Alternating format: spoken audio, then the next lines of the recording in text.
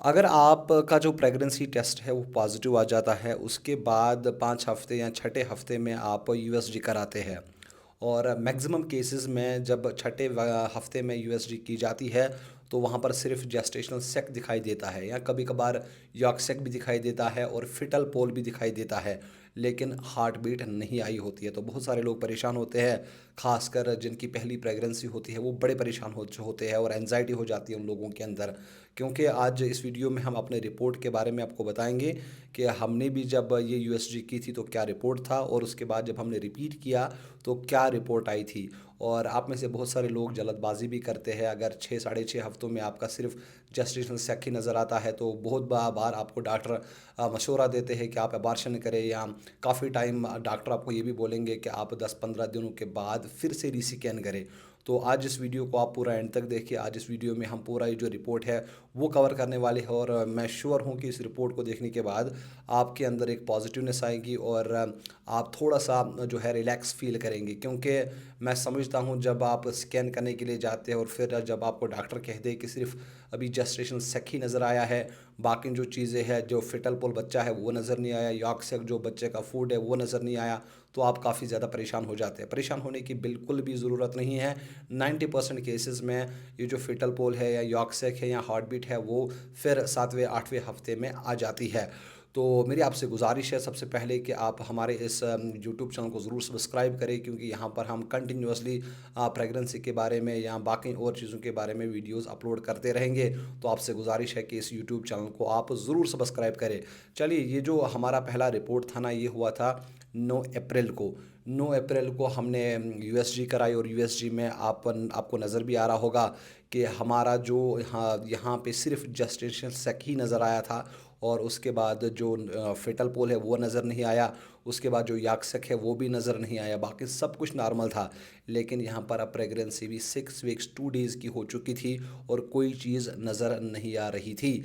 अब आपको अगर इस तरह का केस है तो डॉक्टर आपको कभी सलाह भी देंगे कि आप अबॉर्शन कराएं, लेकिन आपको अबॉर्शन नहीं करानी है। आपको तकरीबन 10 से 15 दिन इंतज़ार करना पड़ेगा अगर 6 वीक्स भी है। और अगर आपने अभी एब्डोमेन यूएसजी कराई है तो मैं रिकमेंड करूँगा कि आप टीवीएस भी करा सकते हैं, क्योंकि एब्डोमेन में ज़्यादा क्लियर पिक्चर नज़र नहीं आती, तो आप टीवीएस भी करा सकते हैं। लेकिन मेरे केस में मैंने दोनों बार पहले ना रिस्क लेते हुए एब्डोमेन यूएसजी कराई थी अपनी बीवी की।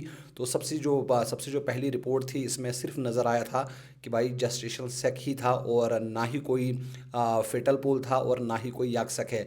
और अगर आपके केस में भी इस तरह है तो सबसे पहले मैं आपको ये रिकमेंड करूँगा कि आप 2 दिन बाद 3 दिन बाद अपना बीटा HCG जो टेस्ट है वो रिपीट कराएं। और अगर उसमें पॉजिटिव आता है, मतलब अगर आपकी बीटा HCG की वैल्यू डबल हो जाती है 72 घंटे में, 96 घंटे में, तो फिर आप समझ जाइए कि आपकी प्रेगनेंसी जो है वो ग्रो कर रही है। आपको परेशान होने की ज़रूरत नहीं है। अब हम आते हैं अपने दूसरे टेस्ट पर। ये हमारा दूसरा टेस्ट था जो फिर हमने रीस्कैन किया था 24 अप्रैल को, यानी तकरीबन 14-15 दिन के बाद हमने दूसरा स्कैन किया था यूएसजी का। और इस बीच कुछ दवाई भी डॉक्टर्स ने लिखी थी जो फेटल पोल ये फेटल की ग्रोथ के लिए थी। आपको भी डॉक्टर के पास जाना है और आपको वो कोई ना कोई दवा ज़रूर रिकमेंड करेगा।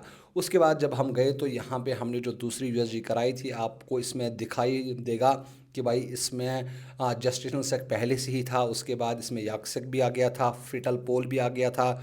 उसके साथ साथ जो सीआरएल जो एम्ब्रियो की लेंथ थी वो भी मेजर हुई थी 1.54 सेंटीमीटर, और उसके बाद कार्डिक एक्टिविटी भी प्रेजेंट थी 164 BPM। तो ये सब कुछ नॉर्मल है, और इसलिए मैं आपको कह रहा हूँ कि अगर छठे हफ्ते में आपकी हार्ट बीट या आपका फिटल पोल नज़र नहीं आ रहा है तो आपको तकरीबन 1 हफ्ते से लेकर 1.5 हफ्ते तक का वेट करना पड़ेगा मिनिमम। मैक्सिमम मैं आपको ये कहूँगा कि 8वें हफ्ते के अंदर अंदर फिर आप यूएसजी कराए, सभी चीज़ें जो है वो नॉर्मल हो जाएगी। तो ये एक बहुत बड़ी खबर थी हमारे लिए भी, क्योंकि हम भी पहले बड़े शौक में थे।